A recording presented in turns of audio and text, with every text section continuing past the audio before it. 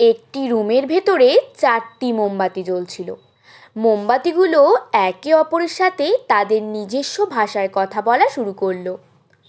প্রথম মোমবাতিটি বলল, আমি শান্তি, কেউ আমাকে জ্বালিয়ে রাখতে পারবে না, আমি এখন নিভে যাব।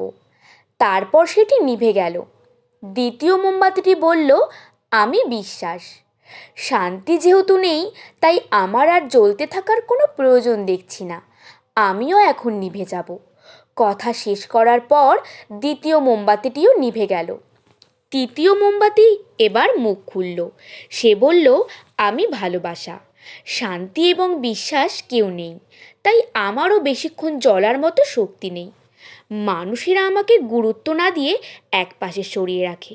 শুধু তাই না, ওরা প্রিয় মানুষগুলোকে পর্যন্ত ভুলে যায়। কথা শেষ করে দ্বিতীয় মোমবাতিটিও নিভে গেল।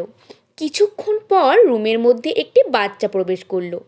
3টে নিভে যাওয়া মোমবাতির পাশে টিম টিম করে জ্বলতে থাকা চতুর্থ মোমবাতিটিকে দেখে বাচ্চাটি নিভে যাওয়া মোমবাতিগুলোকে প্রশ্ন করলো, তোমরা জ্বলছো না কেন? তোমাদের পুরোপুরি শেষ না হওয়া পর্যন্ত জ্বলা উচিত ছিল। তারপর বাচ্চাটি কাঁদতে শুরু করলো। এবার 4 নম্বর মোমবাতিটি মুখ খুলল। সে বলল, ভয় পেও না, আমি যতক্ষণ জ্বলছি তুমি চাইলেই আমাকে দিয়ে আবারও বাকি মোমবাতিগুলোকে জ্বালাতে পারো। আমার নাম আশা। বাচ্চাটি আশা নামের মোমবাতিটি দিয়ে একে একে বাকি মোমবাতিগুলোকে আবারও জ্বালালো। সমস্ত রুমটা আবারও উজ্জ্বল আলোতে আলোকিত হয়ে উঠল। গল্পটি রূপক, কিন্তু হাজারো হতাশা, দুঃখ আর সমস্যার অন্ধকারে ডুবে গিয়ে আশা নামের আলোটিকে কখনোই নিভতে দেওয়া উচিত নয়।